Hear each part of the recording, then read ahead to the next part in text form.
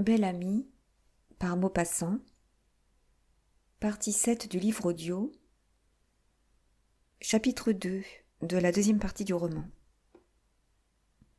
Les du roi étaient rentrés à Paris depuis 2 jours et le journaliste avait repris son ancienne besogne en attendant qu'il quittât le service des Échos pour s'emparer définitivement des fonctions de forestier et se consacrer tout à fait à la politique.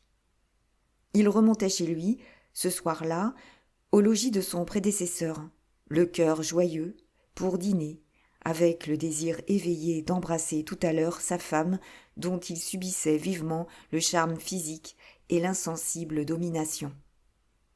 En passant devant un fleuriste, au bas de la rue Notre-Dame-de-Lorette, il eut l'idée d'acheter un bouquet pour Madeleine, et il prit une grosse botte de roses à peine ouverte, un paquet de boutons parfumés.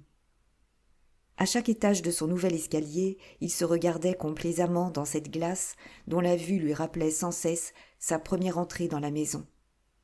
Il sonna, ayant oublié sa clé, et le même domestique, qu'il avait gardé aussi sur le conseil de sa femme, vint ouvrir. Georges demanda : « Madame est rentrée ? » ?»« Oui, monsieur. » Mais en traversant la salle à manger, il demeura fort surpris d'apercevoir 3 couverts, et, la portière du salon étant soulevée, il vit Madeleine qui disposait dans un vase de la cheminée une botte de roses toute pareille à la sienne. Il fut contrarié, mécontent, comme si on lui eût volé son idée, son attention et tout le plaisir qu'il en attendait. Il demanda en entrant : « Tu as donc invité quelqu'un ? » Elle répondit sans se retourner, en continuant à arranger ses fleurs. « Oui et non. C'est mon vieil ami, le comte de Vaudrec, qui a l'habitude de dîner ici tous les lundis, et qui vient comme autrefois. » Georges murmura : « Ah, très bien. » Il restait debout derrière elle, son bouquet à la main, avec une envie de le cacher, de le jeter. Il dit cependant : « Tiens, je t'ai apporté des roses. » Elle se retourna brusquement, toute souriante, criant : « Ah, que tu es gentil d'avoir pensé à ça !» Et elle lui tendit ses bras et ses lèvres avec un élan de plaisir si vrai qu'il se sentit consolé. Elle prit les fleurs, les respira et, avec une vivacité d'enfant ravi, les plaça dans le vase resté vide en face du premier. Puis elle murmura en regardant les faits : « Que je suis contente, voilà ma cheminée garnie maintenant. » Elle ajouta, presque aussitôt, d'un air convaincu : « Tu sais, il est charmant, Vaudrec, tu seras tout de suite intime avec lui. » Un coup de timbre annonça le comte. Il entra, tranquille, très à l'aise, comme chez lui. Après avoir baisé galamment les doigts de la jeune femme, il se tourna vers le mari et lui tendit la main avec cordialité en demandant : « Ça va bien, mon cher du roi ?»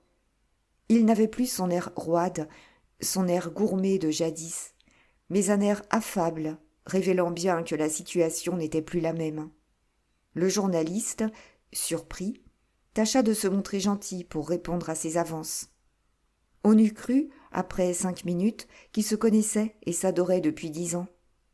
Alors Madeleine, dont le visage était radieux, leur dit : « Je vous laisse ensemble, j'ai besoin de jeter un coup d'œil à ma cuisine. » Et elle se sauva, suivie par le regard des 2 hommes.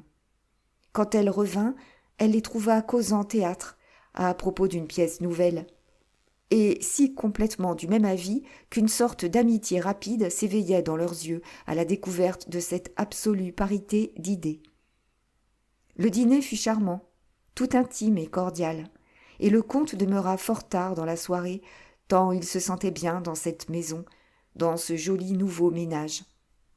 Dès qu'il fut parti, Madeleine dit à son mari : « N'est-ce pas qu'il est parfait ? Il gagne du tout au tout à être connu. En voilà un bon ami, sûr, dévoué, fidèle. Ah, sans lui !» Elle n'acheva point sa pensée, et Georges répondit : « Oui, je le trouve fort agréable.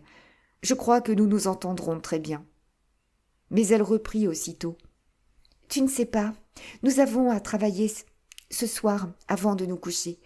Je n'ai pas eu le temps de te parler de ça avant le dîner, parce que Vaudrec est arrivé tout de suite. On m'a apporté des nouvelles graves. Tantôt, des nouvelles du Maroc. C'est Laroche-Mathieu, le député, le futur ministre, qui me les a données. Il faut que nous fassions un grand article, un article à sensation. J'ai des faits et des chiffres. Nous allons nous mettre à la besogne immédiatement. Tiens, prends la lampe. Il la prit et ils passèrent dans le cabinet de travail. Les mêmes livres s'alignaient dans la bibliothèque qui portait maintenant sur son faîte les 3 vases achetés au golfe Juan par Forestier, la veille de son dernier jour. Sous la table, la chancelière du mort attendait les pieds du roi, qui s'empara, après s'être assis, du porte-plume d'ivoire un peu mâché au bout par la dent de l'autre. Madeleine s'appuya à la cheminée et, ayant allumé une cigarette, elle raconta ses nouvelles, puis exposa ses idées et le plan de l'article qu'elle rêvait.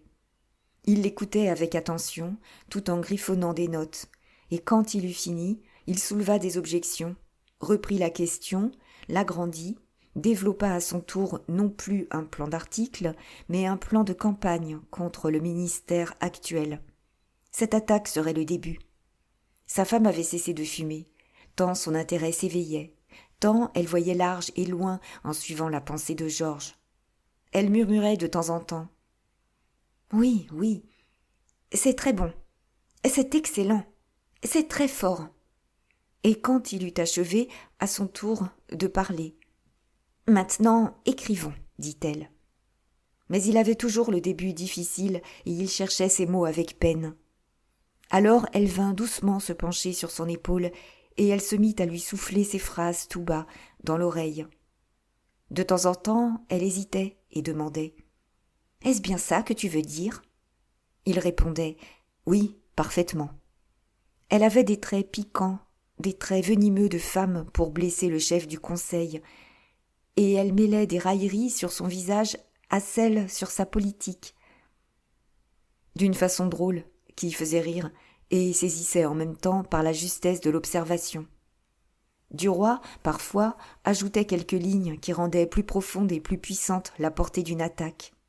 Il savait, en outre, l'art des sous-entendus perfides qu'il avait appris en aiguisant des échos, et quand un fait donné pour certains par Madeleine lui paraissait douteux ou compromettant, il excellait à le faire deviner et à l'imposer à l'esprit avec plus de force que s'il l'eût affirmé.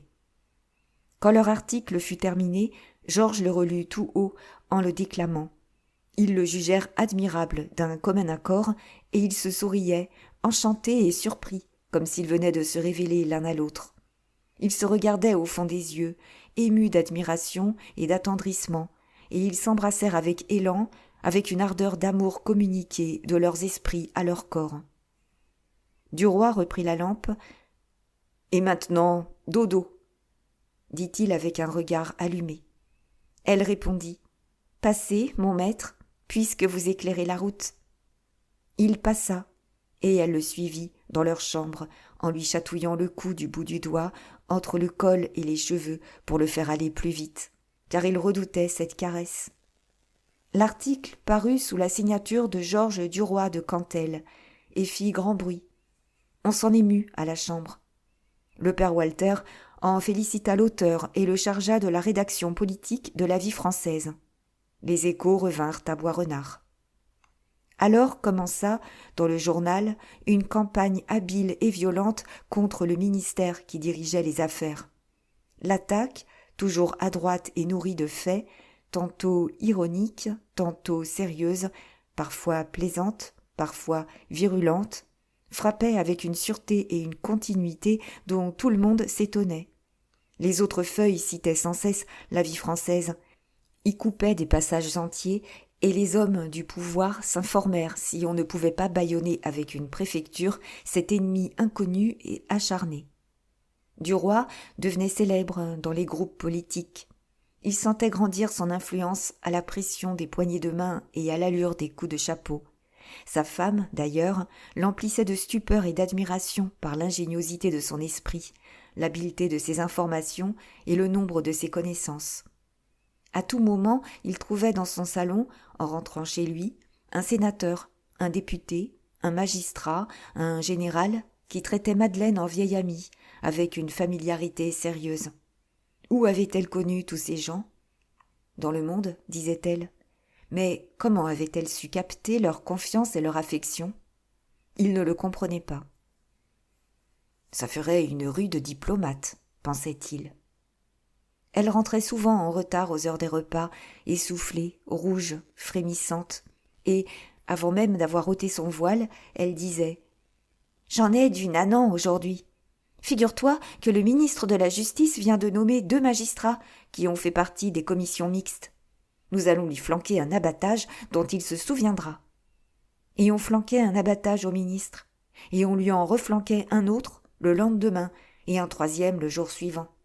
Le député Laroche-Mathieu, qui dînait rue Fontaine tous les mardis, après le comte de Vaudrec qui commençait la semaine, serrait vigoureusement les mains de la femme et du mari avec des démonstrations de joie excessives. Il ne cessait de répéter « Christi, quelle campagne ! Si nous ne réussissons pas après ça !» Il espérait bien réussir en effet à décrocher le portefeuille des affaires étrangères qu'il visait depuis longtemps. C'était un de ces hommes politiques à plusieurs faces, sans conviction, sans grands moyens, sans audace et sans connaissances sérieuses, avocat de province, gentilhomme de chef-lieu, gardant un équilibre de finaux entre tous les partis extrêmes, sorte de jésuite républicain et de champignon libéral de nature douteuse, comme il en pousse par centaines sur le fumier populaire du suffrage universel. Son machiavélisme de village le faisait passer pour fort parmi ses collègues, parmi tous les déclassés et les avortés dont on fait des députés. Il était assez soigné, assez correct, assez familier, assez aimable pour réussir. Il avait des succès dans le monde, dans la société mêlée, trouble et peu fine, des hauts fonctionnaires du moment. On disait partout de lui « Laroche sera ministre », et il pensait aussi plus fermement que tous les autres que Laroche serait ministre. Il était un des principaux actionnaires du journal du père Walter, son collègue et son associé en beaucoup d'affaires de finance. Duroy le soutenait avec confiance et avec des espérances confuses pour plus tard. Il ne faisait que continuer d'ailleurs l'œuvre commencée par Forestier, à qui Laroche-Mathieu avait promis la croix quand serait venu le jour du triomphe. La décoration irait sur la poitrine du nouveau mari de Madeleine. Voilà tout. Rien n'était changé, en somme. On sentait si bien que rien n'était changé que les confrères de Duroy lui montaient une scie dont il commençait à se fâcher. On ne l'appelait plus que Forestier. Aussitôt qu'il arrivait au journal, quelqu'un criait « Dis donc, Forestier !» Il feignait de ne pas entendre et cherchait les lettres dans son casier. La voix reprenait avec plus de force « Hé, Forestier !» Quelques rires étouffés couraient. Comme Duroy gagnait le bureau du directeur, celui qui l'avait appelé l'arrêtait. « Oh, pardon, c'est à toi que je veux parler. C'est stupide, je te confonds toujours avec ce pauvre Charles. Cela tient à ce que tes articles ressemblent bigrement aux siens. Tout le monde s'y trompe. » Duroy ne répondait rien, mais il rageait, et une colère sourde naissait en lui contre le mort. Le père Walter lui-même avait déclaré, alors qu'on s'étonnait de similitudes flagrantes de tournure et d'inspiration entre les chroniques du nouveau rédacteur politique et celles de l'ancien. « Oui, c'est du Forestier, mais du Forestier plus nourri, plus nerveux, plus viril. » Une autre fois, Duroy, en ouvrant par hasard l'armoire au bilboquet, avait trouvé ceux de son prédécesseur avec un crêpe autour du manche, et le sien, celui dont il se servait quand il s'exerçait sous la direction de Saint-Potin, était orné d'une faveur rose. Tous avaient été rangés sur la même planche, par grande taille, et une pancarte pareille à celle des musées portait écrit « Ancienne collection Forestier et Scie, Forestier Duroy, successeur, breveté SGDG, article inusable, pouvant servir en toutes circonstances, même en voyage. » Il referma l'armoire avec calme, en prononçant assez haut pour être entendu.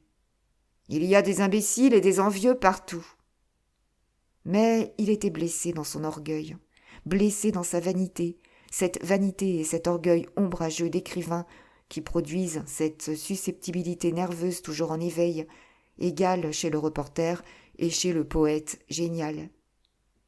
Ce mot, forestier, déchirait son oreille. Il avait peur de l'entendre et se sentait rougir en l'entendant.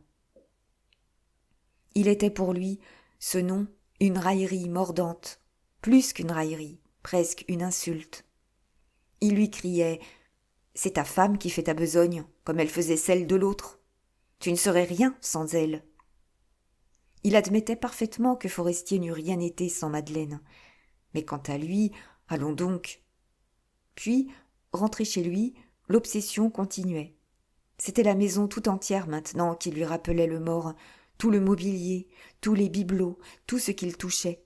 Il ne pensait guère à cela dans les premiers temps, mais la scie montée par ses confrères avait fait en son esprit une sorte de plaie qu'un tas de rien inaperçu jusqu'ici envenimait à présent. Il ne pouvait plus prendre un objet sans qu'il crût voir aussitôt la main de Charles posée dessus. Il ne regardait et ne maniait que des choses lui ayant servi autrefois, des choses qu'il avait achetées, aimées et possédées. Et Georges commençait à s'irriter même à la pensée des relations anciennes de son ami et de sa femme. Il s'étonnait parfois de cette révolte de son cœur, qu'il ne comprenait point, et se demandait « Comment diable cela se fait-il ? Je ne suis pas jaloux des amis de Madeleine. Je ne m'inquiète jamais de ce qu'elle fait. Elle rentre et sort à son gré, et le souvenir de cette brute de Charles me met en rage. » Il ajoutait mentalement « Au fond, ce n'était qu'un crétin. C'est sans doute ça qui me blesse. Je me fâche que Madeleine ait pu épouser un pareil sot. » Et sans cesse il se répétait « Comment se fait-il que cette femme-là ait gobé un seul instant un semblable animal ?» Et sa rancune s'augmentait chaque jour par 1000 détails insignifiants qui le piquaient comme des coups d'aiguille par le rappel incessant de l'autre, venu d'un mot de Madeleine, d'un mot du domestique ou d'un mot de la femme de chambre. Un soir, Duroy, qui aimait les plats sucrés, demanda « Pourquoi n'avons-nous pas d'entremets ?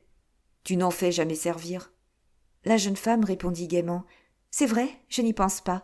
Cela tient à ce que Charles les avait en horreur. » Il lui coupa la parole dans un mouvement d'impatience dont il ne fut pas maître.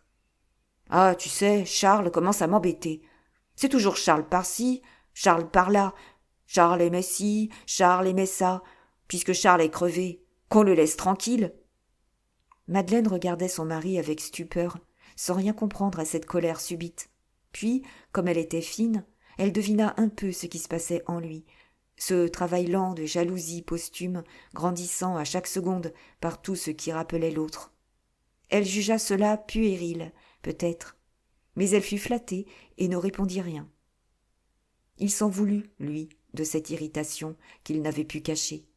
Or, comme il faisait, ce soir-là, après dîner, un article pour le lendemain, il s'embarrassa dans la chancelière. Ne parvenant point à la retourner, il la rejeta d'un coup de pied et demanda en riant « Charles avait donc toujours froid aux pattes ?» Elle répondit, riant aussi « Oh, il vivait dans la terreur des rhumes. Il n'avait pas la poitrine solide. » Duroy reprit avec férocité. « Il l'a bien prouvé, d'ailleurs. » Puis il ajouta avec galanterie. « Heureusement pour moi. » Et il baisa la main de sa femme. Mais en se couchant, toujours hanté par la même pensée, il demanda encore « Est-ce que Charles portait des bonnets de coton pour éviter les courants d'air dans les oreilles ?» Elle se prêta à la plaisanterie et répondit « Non, un madras noué sur le front. » Georges haussa les épaules et prononça avec un mépris supérieur « Quel serein !» Dès lors, Charles devint pour lui un sujet d'entretien continuel. Il parlait de lui à tout propos, ne l'appelant plus que « ce pauvre Charles », d'un air de pitié infinie. Et quand il revenait du journal, où il s'était entendu 2 ou 3 fois interpellé sous le nom de Forestier, il se vengeait, en poursuivant le mort de railleries haineuses au fond de son tombeau. Il rappelait ses défauts, ses ridicules, ses petitesses, les énumérait avec complaisance, les développant et les grossissant comme s'il eût voulu combattre, dans le cœur de sa femme, l'influence d'un rival redouté. Il répétait « Dis donc, Mad, Te rappelles-tu le jour où ce cornichon de forestier a prétendu nous prouver que les gros hommes étaient plus vigoureux que les maigres ? Puis il voulut savoir sur le défunt un tas de détails intimes et secrets que la jeune femme, mal à l'aise, refusait de dire. Mais il insistait, s'obstinait. « Allons, voyons, raconte-moi ça. Il devait être bien drôle dans ce moment-là. » Elle murmurait du bout des lèvres. « Voyons, laisse-le tranquille à la fin. » Il reprenait. « Non, dis-moi, c'est vrai qu'il devait être godiche au lit, cet animal. » Et il finissait toujours par conclure. « Quelle brute c'était !» Un soir, vers la fin de juin, comme il fumait une cigarette à sa fenêtre, la grande chaleur de la soirée lui donna l'envie de faire une promenade. Il demanda « Ma petite Mad, veux-tu venir jusqu'au bois ?»« Mais oui, certainement. » Ils prirent un fiacre découvert, gagnèrent les Champs-Élysées, puis l'avenue du Bois de Boulogne. C'était une nuit sans vent, une de ces nuits d'étuve où l'air de Paris surchauffé entre dans la poitrine comme une vapeur de four. Une armée de fiacres menait sous les arbres tout un peuple d'amoureux. Ils allaient, ces fiacres, l'un derrière l'autre, sans cesse. Georges et Madeleine s'amusaient à regarder tous ces couples enlacés, passant dans ces voitures, la femme en robe claire et l'homme sombre. C'était un immense fleuve d'amants qui coulait vers le bois sous le ciel étoilé et brûlant. On n'entendait aucun bruit que le sourd roulement des roues sur la terre. Ils passaient, les deux êtres de chaque fiacre, allongés sur les coussins, muets, serrés l'un contre l'autre, perdus dans l'hallucination du désir, frémissant dans l'attente de l'étreinte prochaine. L'ombre chaude semblait pleine de baisers. Une sensation de tendresse flottante, d'amour bestial épandu, alourdissait l'air, le rendait plus étouffant. Tous ces gens accouplés, grisés de la même pensée, de la même ardeur, faisaient courir une fièvre autour d'eux. Toutes ces voitures chargées d'amour, sur qui semblaient voltiger des caresses, jetaient sur leur passage une sorte de souffle sensuel, subtil et troublant. Georges et Madeleine se sentirent eux-mêmes gagnés par la contagion de la tendresse. Ils se prirent doucement la main, sans dire un mot, un peu oppressés par la pesanteur de l'atmosphère et par l'émotion qui les envahissait. Comme ils arrivaient au tournant qui suit les fortifications, ils s'embrassèrent, et elle balbutia un peu confuse. « Nous sommes aussi gamins qu'en allant à Rouen. » Le grand courant des voitures s'était séparé à l'entrée des taillis. Dans le chemin des lacs, que suivaient les jeunes gens, les fiacres s'espaçaient un peu.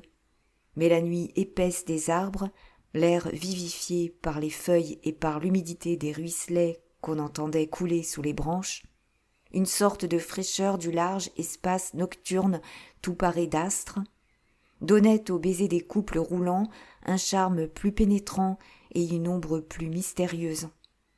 Georges murmura « Oh, ma petite Mad !» en la serrant contre lui. Elle lui dit « Te rappelles-tu la forêt de chez toi, comme c'était sinistre ? Il me semblait qu'elle était pleine de bêtes affreuses et qu'elle n'avait pas de bout, tandis qu'ici, c'est charmant. On sent des caresses dans le vent, et je sais bien que Sèvres est de l'autre côté du bois. » Il répondit « Oh, dans la forêt de chez moi, il n'y avait pas autre chose que des cerfs, des renards, des chevreuils et des sangliers. Et par-ci, par-là, une maison de forestier. » Ce mot, ce nom du mort sorti de sa bouche, le surprit, comme si quelqu'un le lui eût crié du fond d'un fourré. Et il se tut brusquement, ressaisi par ce malaise étrange et persistant, par cette irritation jalouse, rongeuse, invincible, qui lui gâtait la vie depuis quelque temps. Au bout d'une minute, il demanda « Es-tu venu quelquefois ici comme ça, le soir, avec Charles ?» Elle répondit « Mais oui, souvent. » Et, tout à coup, il eut envie de retourner chez eux, une envie nerveuse qui lui serrait le cœur. Mais l'image de Forestier était rentrée en son esprit, le possédait, l'étreignait. Il ne pouvait plus penser qu'à lui, parler que de lui. Il demanda avec un accent méchant. « Dis donc, Mad. Quoi, mon ami ? L'as-tu fait cocu, ce pauvre Charles ? Elle murmura, dédaigneuse. Que tu deviens bête avec ta rengaine. Mais il ne lâchait pas son idée. Voyons, ma petite Mad, sois bien franche, avoue-le. Tu l'as fait cocu, dis. Avoue que tu l'as fait cocu. Elle se taisait, choquée, comme toutes les femmes le sont par ce mot. Il reprit, obstiné. Sacristi, si quelqu'un en avait la tête, c'est bien lui, par exemple. Oh oui, c'est ça qui m'amuserait de savoir si Forestier a été cocu. Hein ? Quelle bonne binette de jobard ! Il sentit qu'elle souriait à quelque souvenir peut-être, et il insista. Voyons, dis-le. Qu'est-ce que ça fait ? Ce serait bien drôle, au contraire, de m'avouer que tu l'as trompé, de m'avouer ça, à moi. Il frémissait, en effet, de l'espoir et de l'envie que Charles, l'odieux Charles, le mort détesté, le mort exécré, eût porté ce ridicule honteux. Et pourtant, une autre émotion, plus confuse, aiguillonnait son désir de savoir. Il répétait « Mad, ma petite Mad, je t'en prie, dis-le. En voilà un qui ne l'aurait pas volé. Tu aurais eu joliment tort de ne pas lui faire porter ça. Voyons, Mad, avoue. » Elle trouvait plaisante, maintenant, sans doute, cette insistance, car elle riait, par petits rires brefs, saccadés. Il avait mis ses lèvres tout près de l'oreille de sa femme. « Voyons, avoue-le. » Elle s'éloigna d'un mouvement sec et déclara brusquement. « Mais tu es stupide. Est-ce qu'on répond à des questions pareilles ?» Elle avait dit cela d'un ton si singulier qu'un frisson de froid courut dans les veines de son mari et il demeura interdit, effaré, un peu essoufflé, comme s'il avait reçu une commotion morale. Le fiacre, maintenant, longeait le lac, où le ciel semblait avoir égrené ses étoiles. 2 cygnes vagues nageaient très lentement, à peine visibles dans l'ombre. Georges cria au cocher. « Retournons !» Et la voiture s'en revint, croisant les autres, qui allaient au pas, et dont les grosses lanternes brillaient comme des yeux dans la nuit du bois. Comme elle avait dit cela d'une étrange façon, Duroy se demandait « Est-ce un aveu ?» Et cette presque certitude qu'elle avait trompé son premier mari l'affolait de colère à présent. Il avait envie de la battre, de l'étrangler, de lui arracher les cheveux. Oh, si elle lui eût répondu « Mais, mon chéri, si j'avais dû le tromper, c'est avec toi que je l'aurais fait. » Comme il l'aurait embrassée, étreinte, adorée. Il demeurait immobile, les bras croisés, les yeux au ciel, l'esprit trop agité pour réfléchir encore. Il sentait seulement, en lui, fermenter cette rancune et grossir cette colère qui couve au cœur de tous les mâles devant les caprices du désir féminin. Il sentait pour la première fois cette angoisse confuse de l'époux qui soupçonne.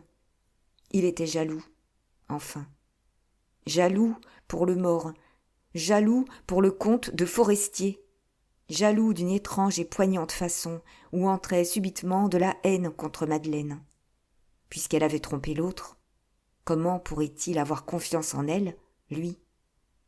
Puis, peu à peu, une espèce de calme se fit en son esprit, et se roidissant contre sa souffrance, il pensa « Toutes les femmes sont des filles, il faut s'en servir et ne rien leur donner de soi. » L'amertume de son cœur lui montait aux lèvres en paroles de mépris et de dégoût. Il ne les laissa point s'épandre cependant. Il se répétait « Le monde est au fort. Il faut être fort. Il faut être au-dessus de tout. » La voiture allait plus vite. Elle repassa les fortifications. Duroy regardait devant lui une clarté rougeâtre dans le ciel, pareille à une lueur de forge démesurée. Et il entendait une rumeur confuse, immense, continue, faite de bruits innombrables et différents, une rumeur sourde, proche, lointaine, une vague et énorme palpitation de vie, le souffle de Paris respirant, dans cette nuit d'été, comme un colosse épuisé de fatigue. Georges songeait. Je serais bien bête de me faire de la bile. Chacun pour soi. La victoire est aux audacieux. Tout n'est que de l'égoïsme. L'égoïsme pour l'ambition et la fortune vaut mieux que l'égoïsme pour la femme et pour l'amour. » L'arc de triomphe de l'Étoile apparaissait debout à l'entrée de la ville sur ses 2 jambes monstrueuses, sorte de géant informe qui semblait prêt à se mettre en marche pour descendre la large avenue ouverte devant lui. Georges et Madeleine se retrouvaient là dans le défilé des voitures, ramenant au logis, au lit désiré, l'éternel couple, silencieux et enlacé. Il semblait que l'humanité tout entière glissait à côté d'eux, grise de joie, de plaisir, de bonheur. La jeune femme, qui avait bien pressenti quelque chose de ce qui se passait en son mari, demanda de sa voix douce: « À quoi songes-tu, mon ami ? Depuis une demi-heure, tu n'as point prononcé une parole. » Il répondit en ricanant: « Je songe à tous ces imbéciles qui s'embrassent, et je me dis que, vraiment, on a autre chose à faire dans l'existence. » Elle murmura: « Oui, mais c'est bon quelquefois. » « C'est bon, quand on n'a rien de mieux. » La pensée de Georges allait toujours, dévêtant la vie de sa robe de poésie, dans une sorte de rage méchante. Je serais bien bête de me gêner, de me priver de quoi que ce soit, de me troubler, de me tracasser, de me ronger l'âme comme je le fais depuis quelque temps.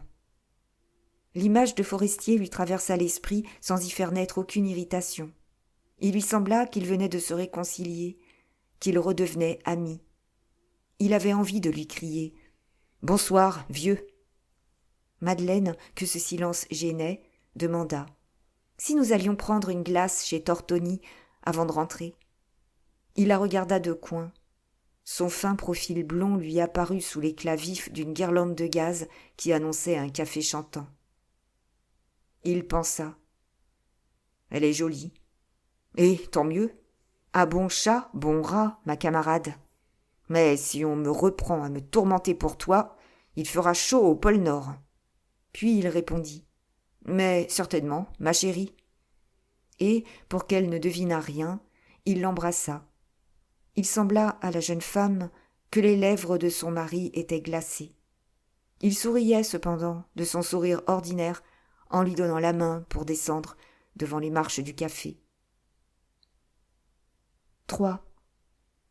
En entrant au journal, le lendemain, Duroy alla trouver Boisrenard.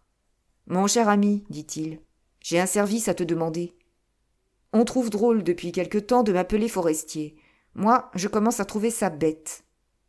Veux-tu avoir la complaisance de prévenir doucement les camarades que je giflerai le premier qui se permettra de nouveau cette plaisanterie? Ce sera à eux de réfléchir si cette blague-là vaut un coup d'épée. Je m'adresse à toi parce que tu es un homme calme qui peut empêcher des extrémités fâcheuses, et aussi parce que tu m'as servi de témoin dans notre affaire. » Boisrenard se chargea de la commission. Duroy sortit pour faire des courses, puis revint 1 heure plus tard. Personne ne l'appela Forestier. Comme il rentrait chez lui, il entendit des voix de femmes dans le salon. Il demanda: « Qui est là ?» Le domestique répondit: « Madame Walter et Madame de Marelle. » Un petit battement lui secoua le cœur, puis il se dit: « Tiens, voyons. » Et il ouvrit la porte. Clotilde était au coin de la cheminée, dans un rayon de jour venu de la fenêtre. Il sembla à Georges qu'elle pâlissait un peu en l'apercevant. Ayant d'abord salué Madame Walter et ses 2 filles assises, comme 2 sentinelles aux côtés de leur mère, il se tourna vers son ancienne maîtresse. Elle lui tendait la main. Il la prit et la serra avec intention comme pour dire: « Je vous aime toujours. » Elle répondit à cette pression. Il demanda: « Vous vous êtes bien portée pendant le siècle écoulé depuis notre dernière rencontre ?» Elle répondit avec aisance: « Mais oui, et vous, belle amie ?» Puis, se tournant vers Madeleine, elle ajouta: « Tu permets que je l'appelle toujours belle amie ?»« Certainement, ma chère, je permets tout ce que tu voudras. » Une nuance d'ironie semblait cachée dans cette parole.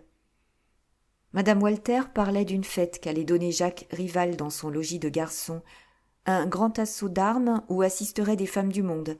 Elle disait: « Ce sera très intéressant. Mais je suis désolée, nous n'avons personne pour nous y conduire, mon mari devant s'absenter à ce moment-là. » Duroy s'offrit aussitôt. Elle accepta. Nous vous en serons très reconnaissantes, mes filles et moi.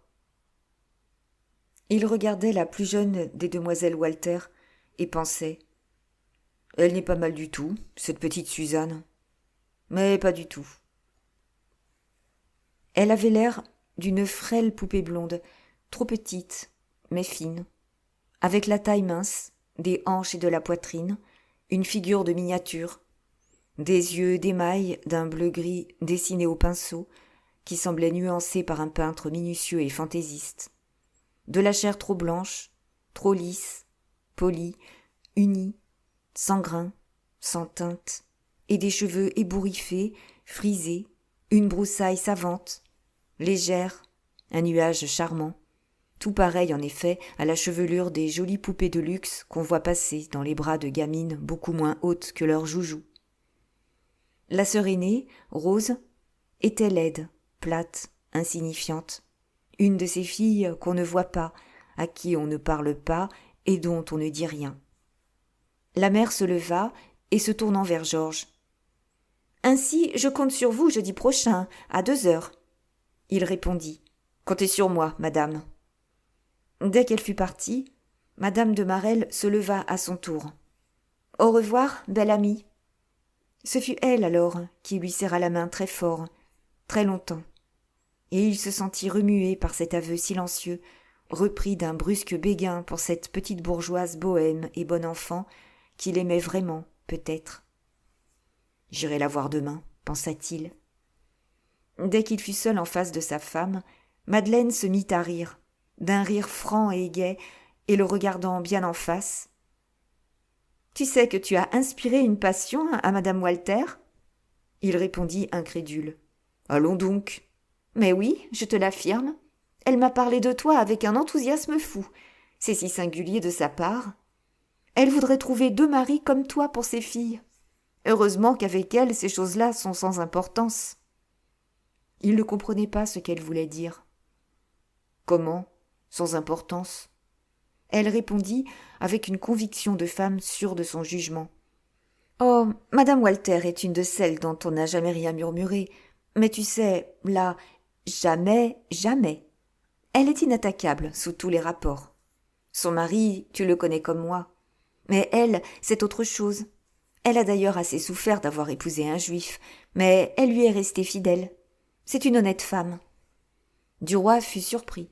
« Je la croyais juive aussi. »« Elle ? Pas du tout. Elle est dame patronnesse de toutes les bonnes œuvres de la Madeleine. Elle est même mariée religieusement. Je ne sais plus s'il y a eu un simulacre de baptême du patron, ou bien si l'Église a fermé les yeux. » Georges murmura. « Ah ? Alors, elle me gobe ?»« Positivement, et complètement. Si tu n'étais pas engagé, je te conseillerais de demander la main de Suzanne. N'est-ce pas, plutôt que celle de Rose ?» Il répondit en frisant sa moustache. « Et la mère n'est pas encore piquée des vers ?» Mais Madeleine s'impatienta. « Tu sais, mon petit, la mère, je te la souhaite. Mais je n'ai pas peur. Ce n'est point à son âge qu'on commet sa première faute. Il faut s'y prendre plus tôt. » Georges songeait, si c'était vrai, pourtant, que j'eusse pu épouser Suzanne. Puis il haussa les épaules. Bah, c'est fou.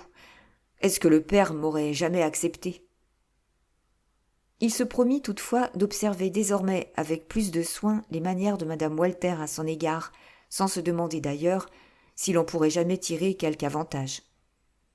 Tout le soir, il fut hanté par des souvenirs de son amour avec Clotilde, des souvenirs tendres et sensuels en même temps.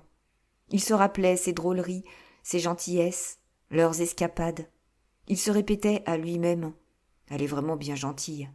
Oui, j'irai la voir demain. » Dès qu'il eut déjeuné, le lendemain, il se rendit en effet rue de Verneuil. La même bonne lui ouvrit la porte, et, familièrement à la façon des domestiques de petits bourgeois, elle demanda « Ça va bien, monsieur ?» Il répondit « Mais oui, mon enfant. » Et il entra dans le salon, où une main maladroite faisait des gammes sur le piano. C'était Laurine. Il crut qu'elle allait lui sauter au cou. Elle se leva gravement, salua avec cérémonie, ainsi qu'aurait fait une grande personne, et se retira d'une façon digne. Elle avait une telle allure de femme outragée qu'il demeura surpris. Sa mère entra. Il lui prit et lui baisa les mains. « Combien j'ai pensé à vous, dit-il. »« Et moi, dit-elle. » Ils s'assirent. Ils se souriaient, les yeux dans les yeux, avec une envie de s'embrasser sur les lèvres.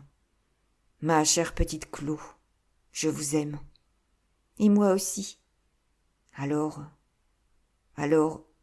tu ne m'en as pas trop voulu ?»« Oui et non. Ça m'a fait de la peine. Et puis j'ai compris ta raison. Et je me suis dit, bah, il me reviendra un jour ou l'autre. Je n'osais pas revenir. Je me demandais comment je serais reçue. Je n'osais pas. Mais j'en avais rudement envie. À propos, dis-moi donc ce qu'a Laurine. Elle m'a à peine dit bonjour et elle est partie d'un air furieux. Je ne sais pas. Mais on ne peut plus lui parler de toi depuis ton mariage. Je crois vraiment qu'elle est jalouse. Allons donc. Mais oui, mon cher, elle ne t'appelle plus belle amie, elle te nomme Monsieur Forestier. Duroy rougit, puis, s'approchant de la jeune femme. Donne ta bouche. Elle la donna. Où pourrons-nous nous revoir, dit-il. Mais rue de Constantinople. Ah, l'appartement n'est donc pas loué? Non, je l'ai gardé. Tu l'as gardé? Oui, j'ai pensé que tu y reviendrais. Une bouffée de joie orgueilleuse lui gonfla la poitrine. Elle l'aimait donc, celle-là, d'un amour vrai, constant, profond. Il murmura « Je t'adore ». Puis il demanda « Ton mari va bien ?»« Oui, très bien. Il vient de passer 1 mois ici. Il est parti d'avant-hier. » Duroy ne put s'empêcher de rire. « Comme ça tombe ?» Elle répondit naïvement « Oh oui, ça tombe bien. Mais il n'est pas gênant quand il est ici, tout de même. Tu le sais. »« Ça c'est vrai. C'est d'ailleurs un charmant homme. »« Et toi, dit-elle, comment prends-tu ta nouvelle vie ?»« Ni bien ni mal. Ma femme est une camarade, une associée. »« Rien de plus ?»« Rien de plus. Quant au cœur... » « Je comprends bien.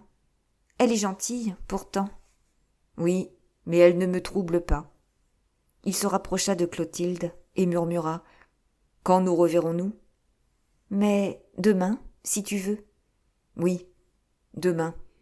2 heures ?»« 2 heures. » Il se leva pour partir, puis il balbutia un peu gêné.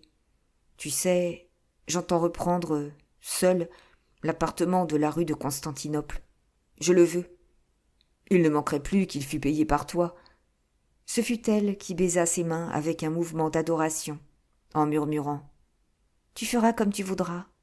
Il me suffit de l'avoir gardé pour nous y revoir. » Et Duroy s'en alla, l'âme pleine de satisfaction. Comme il passait devant la vitrine d'un photographe, le portrait d'une grande femme aux larges yeux lui rappela madame Walter. « C'est égal, se dit-il. Elle ne doit pas être mal encore. Comment se fait-il que je ne l'ai jamais remarquée? J'ai envie de voir quelle tête elle me fera jeudi. » Il se frottait les mains, tout en marchant avec une joie intime, la joie du succès sous toutes ses formes, la joie égoïste de l'homme adroit qui réussit, la joie subtile, faite de vanité flattée et de sensualité contente, que donne la tendresse des femmes. Le jeudi venu, il dit à Madeleine « Tu ne viens pas à cet assaut chez Rival ?»« Oh non, cela ne m'amuse guère, moi. J'irai à la Chambre des députés. » Et il alla chercher madame Walter, en landau découvert, car il faisait un admirable temps.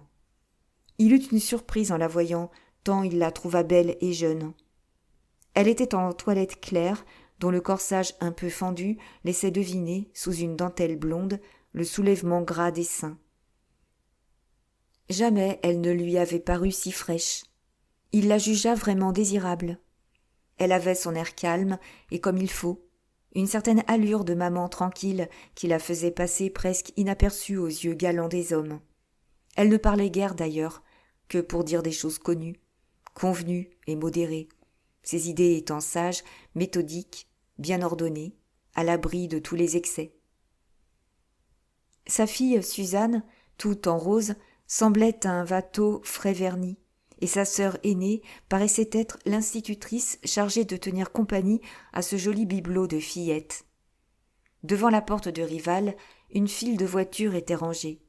Duroy offrit son bras à madame Walter, et ils entrèrent. L'assaut était donné au profit des orphelins du 6e arrondissement de Paris, sous le patronage de toutes les femmes des sénateurs et députés qui avaient des relations avec la vie française.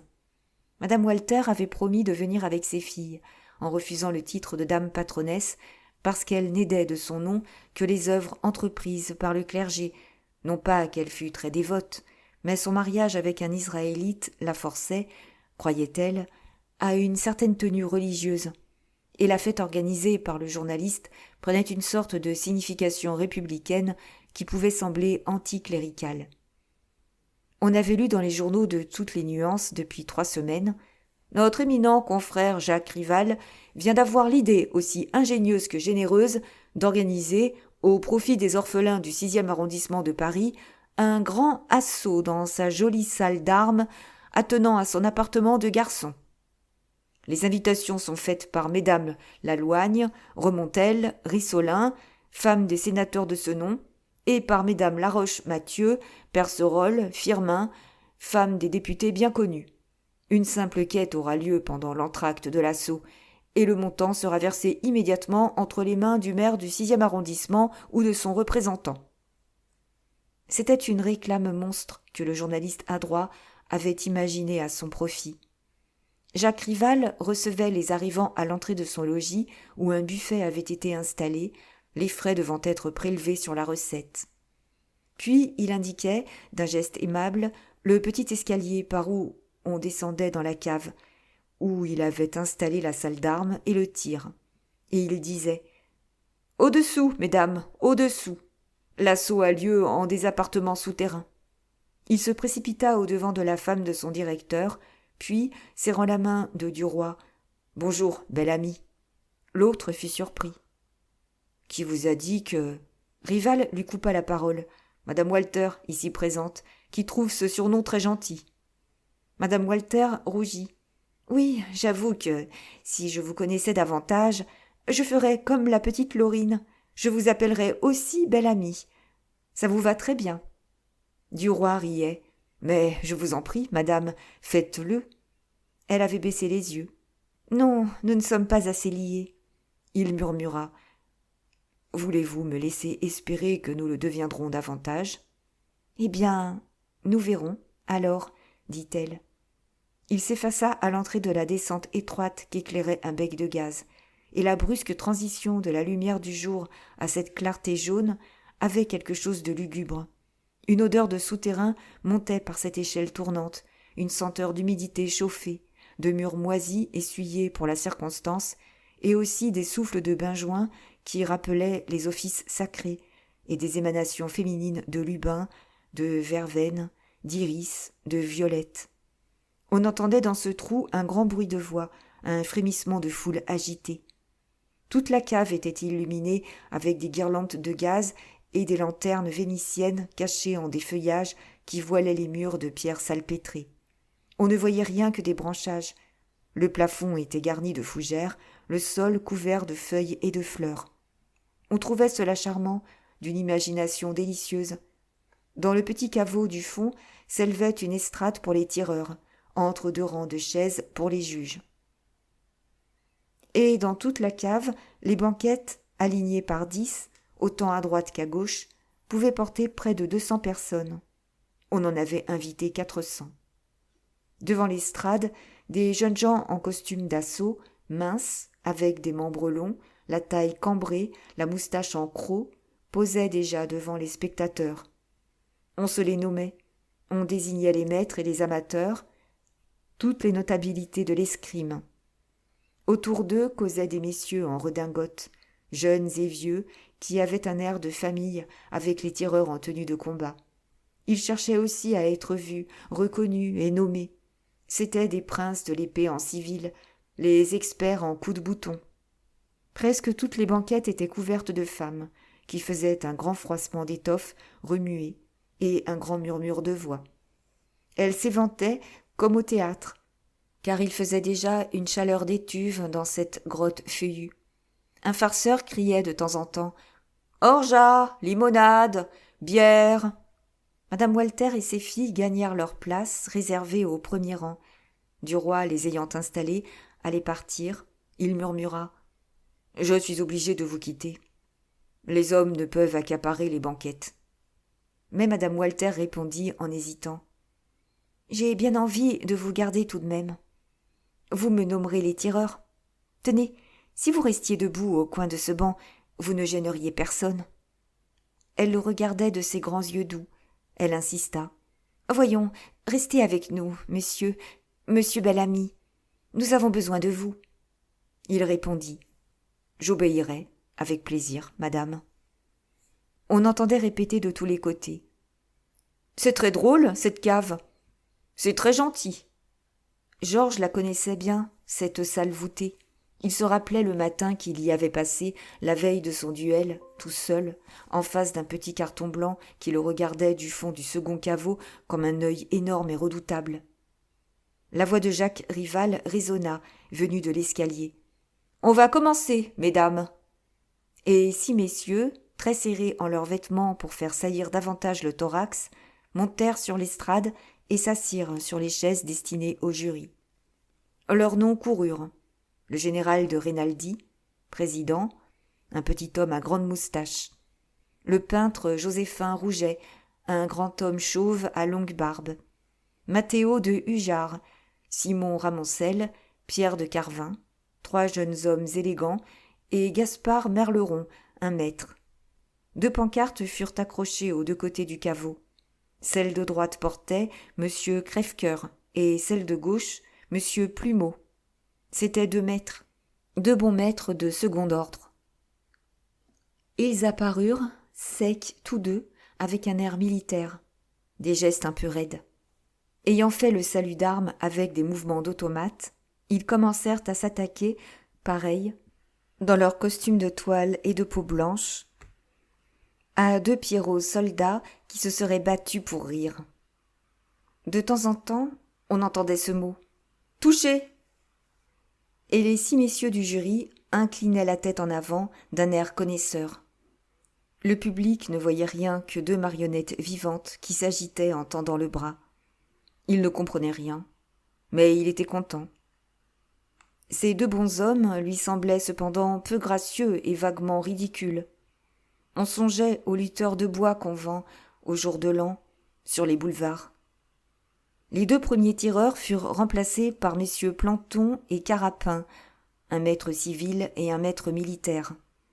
Monsieur Planton était tout petit et monsieur Carapin très gros. On eût dit que le premier coup de fleuret dégonflerait ce ballon comme un éléphant de baudruche. On riait. Monsieur Planton sautait comme un singe. Monsieur Carapin ne remuait que son bras, le reste de son corps se trouvant immobilisé par l'embonpoint. Et il se fendait toutes les 5 minutes avec une telle pesanteur et un tel effort en avant qu'il semblait prendre la résolution la plus énergique de sa vie. Il avait ensuite beaucoup de mal à se relever. Les connaisseurs déclarèrent son jeu très ferme et très serré, et le public, confiant, l'apprécia. Puis vinrent messieurs Porion et La Palme, un maître et un amateur qui se livrèrent à une gymnastique effrénée, courant l'un sur l'autre avec furie, forçant les juges à fuir en emportant leurs chaises, traversant et retraversant l'estrade d'un bout à l'autre, l'un avançant et l'autre reculant par bonds vigoureux et comiques. Ils avaient de petits sauts en arrière qui faisaient rire les dames, et de grands élans en avant qui émotionnaient un peu cependant. Cet assaut au pas gymnastique fut caractérisé par un titi inconnu qui cria « Vous éreintez pas, c'est à l'heure !» L'assistance, froissée par ce manque de goût, fit « Chut !» Le jugement des experts circula. Les tireurs avaient montré beaucoup de vigueur et manqué parfois d'à-propos. La première partie fut clôturée par une fort belle passe d'armes entre Jacques Rival et le fameux professeur belge, Lebègue. Rival fut fort goûté des femmes. Il était vraiment beau garçon, bien fait, souple, agile, et plus gracieux que tous ceux qui l'avaient précédé. Il apportait dans sa façon de se tenir en garde et de se fendre une certaine élégance mondaine qui plaisait et faisait contraste avec la manière énergique, mais commune, de son adversaire. « On sent l'homme bien élevé, disait-on. Il eut la belle, on l'applaudit. Mais depuis quelques minutes, un bruit singulier, à l'étage au-dessus, inquiétait les spectateurs. C'était un grand piétinement accompagné de rires bruyants. Les 200 invités qui n'avaient pu descendre dans la cave s'amusaient sans doute, à leur façon. Dans le petit escalier tournant, une 50aine d'hommes étaient tassés. La chaleur devenait terrible en bas. On criait « De l'air, à boire !» Le même farceur glapissait sur un ton aigu qui dominait le murmure des conversations. « Orgeat, limonade, bière !» Rival apparut très rouge, ayant gardé son costume d'assaut. « Je vais faire rapporter des rafraîchissements, dit-il. Et il courut dans l'escalier. Mais toute communication était coupée avec le rez-de-chaussée. Il eût été aussi facile de percer le plafond que de traverser la muraille humaine entassée sur les marches. Rival criait « Faites passer des glaces pour les dames !» 50 voix répétaient « Des glaces !» Un plateau apparut enfin, mais il ne portait que des verres vides, les rafraîchissements ayant été cueillis en route. Une forte voix hurla « On étouffe là-dedans ! Finissons vite et allons-nous-en !» Une autre voix lança « La quête !» Et tout le public haletant, mais gai tout de même, répéta « La quête ! La quête !» Alors 6 dames se mirent à circuler entre les banquettes et on entendit un petit bruit d'argent tombant dans les bourses. Duroy nommait les hommes célèbres à Madame Walter. C'étaient des mondains, des journalistes, ceux des grands journaux, des vieux journaux, qui regardaient de haut la vie française avec une certaine réserve née de leur expérience. Ils en avaient tant vu mourir de ces feuilles politico-financières, filles d'une combinaison louche et écrasées par la chute d'un ministère. On apercevait aussi là des peintres et des sculpteurs qui sont, en général, hommes de sport. Un poète académicien qu'on montrait, 2 musiciens et beaucoup de nobles étrangers dont Duroy faisait suivre le nom de la syllabe rast, ce qui signifiait rastaquouère. Pour imiter, disait-il, les Anglais qui mettent « esque » sur leurs cartes. Quelqu'un lui cria « Bonjour, cher ami !» C'était le comte de Vaudrec. S'étant excusé auprès des dames, Duroy alla lui serrer la main. Il déclara en revenant « Il est charmant, Vaudrec !» Comme on sent la race chez lui. Madame Walter ne répondit rien. Elle était un peu fatiguée et sa poitrine se soulevait avec effort à chaque souffle de ses poumons, ce qui attirait l'œil de Duroy. Et, de temps en temps, il rencontrait le regard de la patronne, un regard trouble, hésitant, qui se posait sur lui et fuyait tout de suite. Et il se disait « Tiens, tiens, tiens, est-ce que je l'aurais levée aussi, celle-là ?» Les quêteuses passèrent, leur bourse était pleine d'argent et d'or. Et une nouvelle pancarte fut accrochée sur l'estrade annonçant « Grande surprise !» Les membres du jury remontèrent à leur place. On attendit. 2 femmes parurent, un fleuret à la main, en costume de salle, vêtues d'un maillot sombre, d'un très court jupon tombant à la moitié des cuisses et d'un plastron si gonflé sur la poitrine qu'il les forçait à porter haut la tête. Elles étaient jolies et jeunes. Elles souriaient en saluant l'assistance. On les acclama longtemps. Et elles se mirent en garde au milieu d'une rumeur galante et de plaisanteries chuchotées. Un sourire aimable s'était fixé sur les lèvres des juges, qui approuvaient les coups par un petit bravo. Le public appréciait beaucoup cet assaut et le témoignait aux 2 combattantes qui allumaient des désirs chez les hommes et réveillaient chez les femmes le goût naturel du public parisien pour les gentillesses un peu polissonnes, pour les élégances du genre canaille, pour le faux joli et le faux gracieux, les chanteuses de café-concert et les couplets d'opérette. Chaque fois qu'une des tireuses se fendait, un frisson de joie courait dans le public. Celle qui tournait le dos à la salle, un dos bien replet, faisait s'ouvrir les bouches et s'arrondir les yeux. Et ce n'était pas le jeu de son poignet qu'on regardait le plus. On les applaudit avec frénésie. Un assaut de sabre suivit, mais personne ne le regarda, car toute l'attention fut captivée par ce qui se passait au-dessus. Pendant quelques minutes, on avait écouté un grand bruit de meubles remués, traînés sur le parquet, comme si on déménageait l'appartement.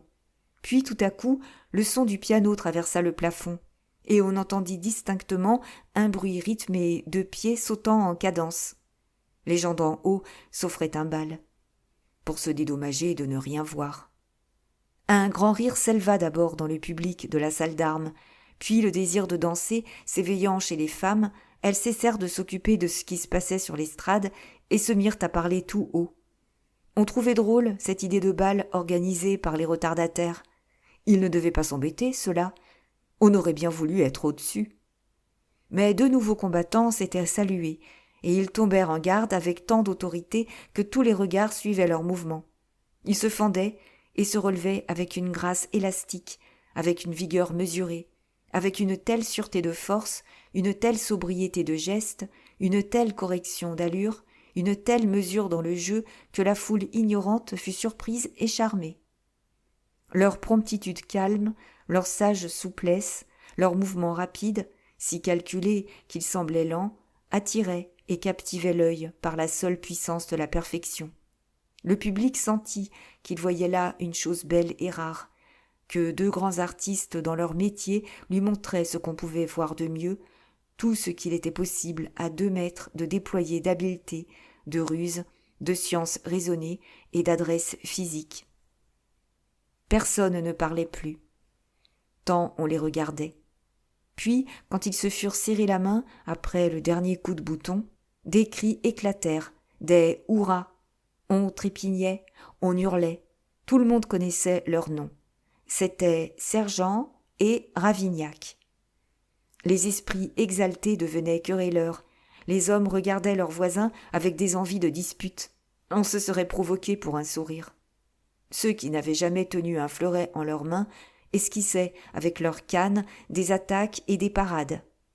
Mais peu à peu, la foule remontait par le petit escalier. On allait boire, enfin. Ce fut une indignation quand on constata que les gens du bal avaient dévalisé le buffet, puis s'en étaient allés en déclarant qu'il était malhonnête de déranger 200 personnes pour ne leur rien montrer. Il ne restait pas un gâteau, pas une goutte de champagne, de sirop ou de bière, pas un bonbon, pas un fruit, rien, rien de rien. Ils avaient saccagé, ravagé, nettoyé tout. On se faisait raconter des détails par les servants qui prenaient des visages tristes en cachant leur envie de rire. Les dames étaient plus enragées que les hommes, affirmait-il, et avaient mangé et bu à s'en rendre malades. On aurait cru entendre le récit des survivants après le pillage et le sac d'une ville pendant l'invasion. Il fallut donc s'en aller. Des messieurs regrettaient les 20 francs donnés à la quête. Ils s'indignaient que ceux d'en haut eussent ripaillé sans rien payer. Les dames patronesses avaient recueilli plus de 3000 francs. Il resta, tout frais payé, 220 francs pour les orphelins du 6e arrondissement. Duroy, escortant la famille Walter, attendait son landau. En reconduisant la patronne, comme il se trouvait assis en face d'elle, il rencontra encore une fois son œil caressant et fuyant, qui semblait troublé. Il pensait « Bigre, je crois qu'elle mord ». Et il souriait en reconnaissant qu'il avait vraiment de la chance auprès des femmes, car Madame de Marelle, depuis le recommencement de leur tendresse, paraissait l'aimer avec frénésie. Il rentra chez lui d'un pied joyeux. Madeleine l'attendait dans le salon. « J'ai des nouvelles, dit-elle. L'affaire du Maroc se complique. La France pourrait bien y envoyer une expédition d'ici quelques mois. Dans tous les cas, on va se servir de ça pour renverser le ministère.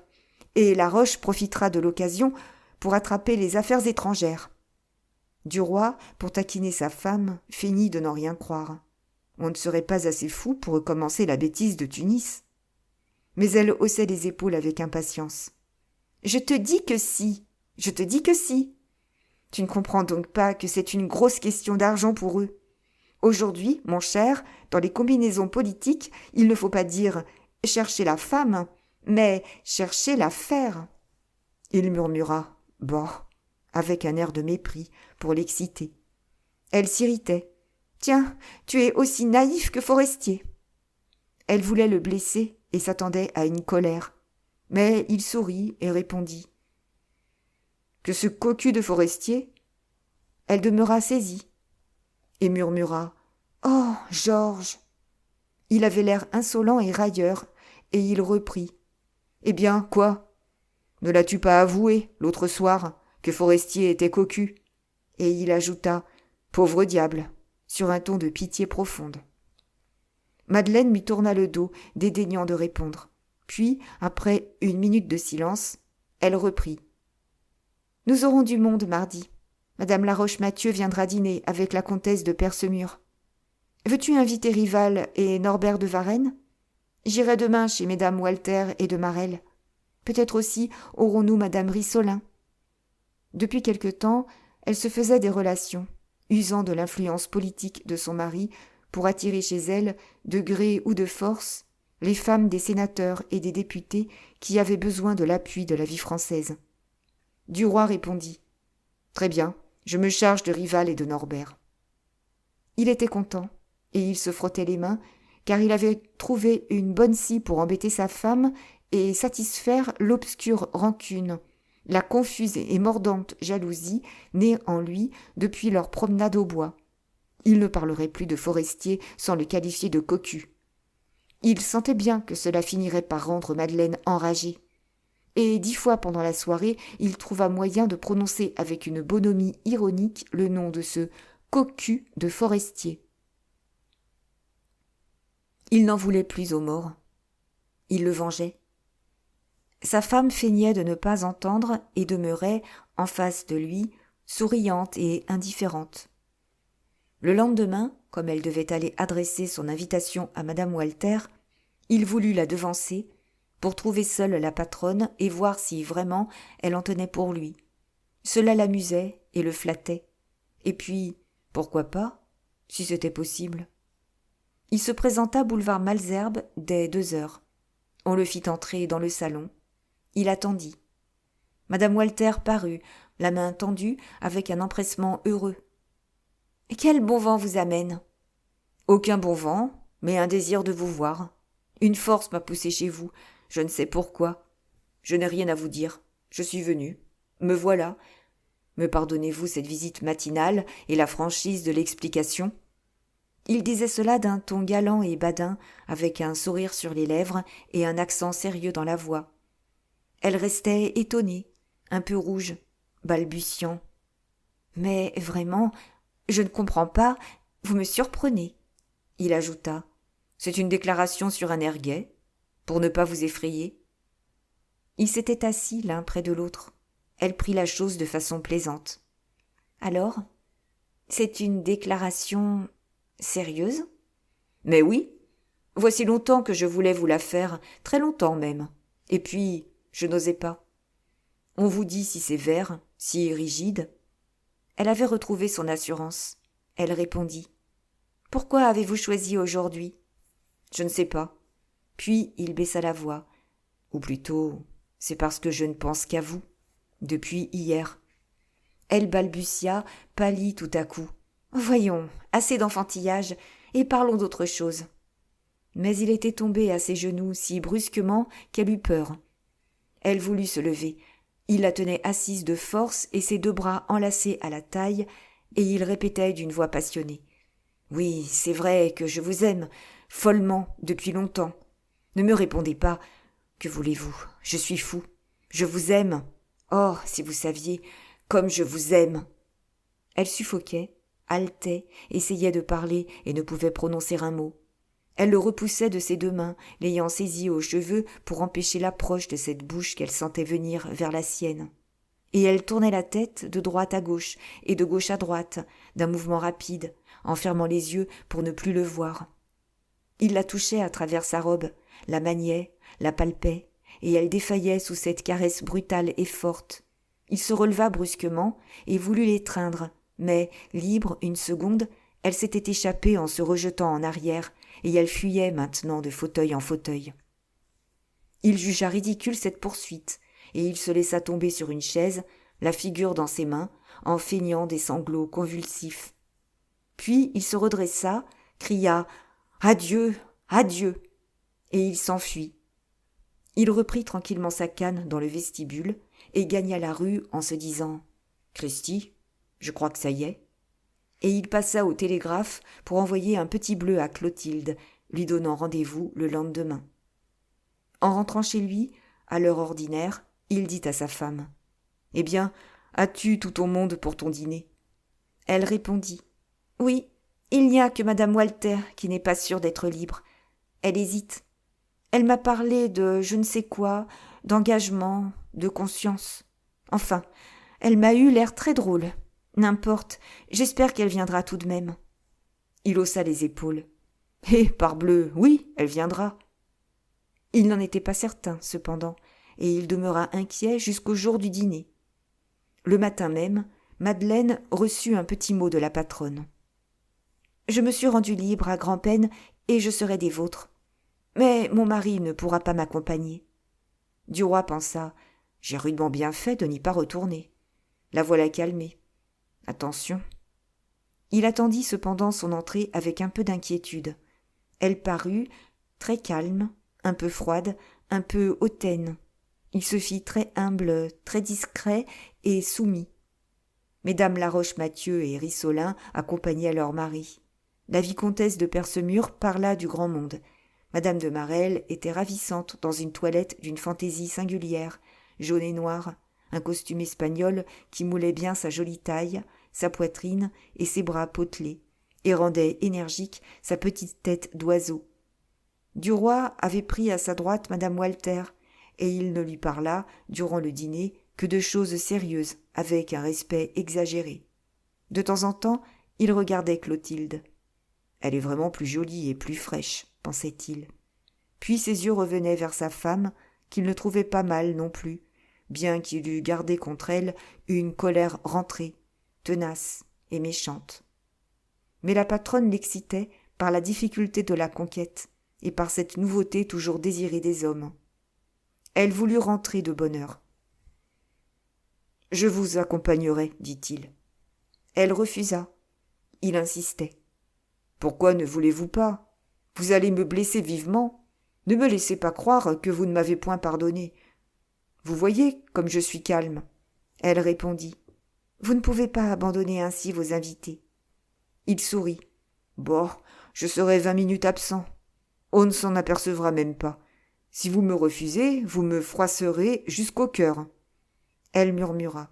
« Eh bien, j'accepte. » Mais dès qu'ils furent dans la voiture, il lui saisit la main et, la baisant avec passion, « Je vous aime. Laissez-moi vous le dire. Je ne vous toucherai pas. Je veux seulement vous répéter que je vous aime. » Elle balbutiait. « Oh, après ce que vous m'avez promis. C'est mal. Il parut faire un grand effort, puis il reprit, d'une voix contenue. « Tenez, vous voyez comme je me maîtrise. Et pourtant... Mais laissez-moi vous dire seulement ceci. Je vous aime, et vous le répétez tous les jours.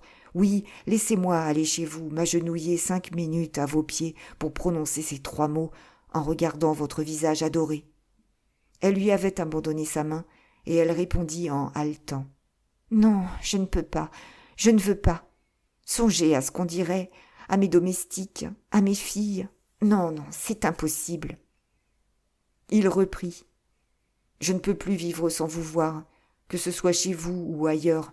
Il faut que je vous voie, ne fût-ce qu'1 minute tous les jours, que je touche votre main, que je respire l'air soulevé par votre robe, que je contemple la ligne de votre corps et vos beaux grands yeux qui m'affolent. » Elle écoutait, frémissante, cette banale musique d'amour, et elle bégayait. « Non, c'est impossible. Taisez-vous. » Il lui parlait tout bas, dans l'oreille, comprenant qu'il fallait la prendre peu à peu, celle-là, cette femme simple, qu'il fallait la décider à lui donner des rendez-vous, ou elle voudrait d'abord, ou il voudrait ensuite. Écoutez, il le faut, je vous verrai, je vous attendrai devant votre porte, comme un pauvre. Si vous ne descendez pas, je monterai chez vous. Mais je vous verrai, demain. Elle répétait, non, non, ne venez pas, je ne vous recevrai point, songez à mes filles. Alors, dites-moi où je vous rencontrerai, dans la rue, n'importe où, à l'heure que vous voudrez, pourvu que je vous voie, je vous saluerai, je vous dirai, je vous aime, et je m'en irai. Elle hésitait, éperdue. Et comme le coupé passait la porte de son hôtel, elle murmura très vite. « Eh bien, j'entrerai à la Trinité, demain, à 3h30. » Puis, étant descendue, elle cria à son cocher. « Reconduisez monsieur Duroy chez lui. » Comme il rentrait, sa femme lui demanda. « Où étais-tu donc passé ?» Il répondit à voix basse. « J'ai été jusqu'au télégraphe pour une dépêche pressée. » Madame de Marelle s'approchait. « Vous me reconduisez, belle amie ? Vous savez que je ne viens dîner si loin qu'à cette condition. » Puis, se tournant vers Madeleine. « Tu n'es pas jalouse ?» Madame Duroy répondit lentement. « Non, pas trop. » Les convives s'en allaient. Madame Laroche-Mathieu avait l'air d'une petite bonne de province. C'était la fille d'un notaire, épousée par Laroche, qui n'était alors que médiocre avocat. Madame Rissolin, vieille et prétentieuse, donnait l'idée d'une ancienne sage-femme dont l'éducation se serait faite dans les cabinets de lecture. La vicomtesse de Percemur les regardait du haut. Sa patte blanche touchait avec répugnance ses mains communes. Clotilde, enveloppée de dentelle, dit à Madeleine en franchissant la porte de l'escalier. « C'était parfait, ton dîner. Tu auras dans quelque temps le premier salon politique de Paris. » Dès qu'elle fut seule avec Georges, elle le serra dans ses bras. « Oh, mon chéri, bel ami, je t'aime tous les jours davantage. » Le fiacre qui les portait roulait comme un navire. « Ça ne vaut point notre chambre, dit-elle. » Il répondit « Oh non. » Mais il pensait à madame Walter. Merci pour votre écoute jusqu'à présent. Suite au prochain épisode. À bientôt.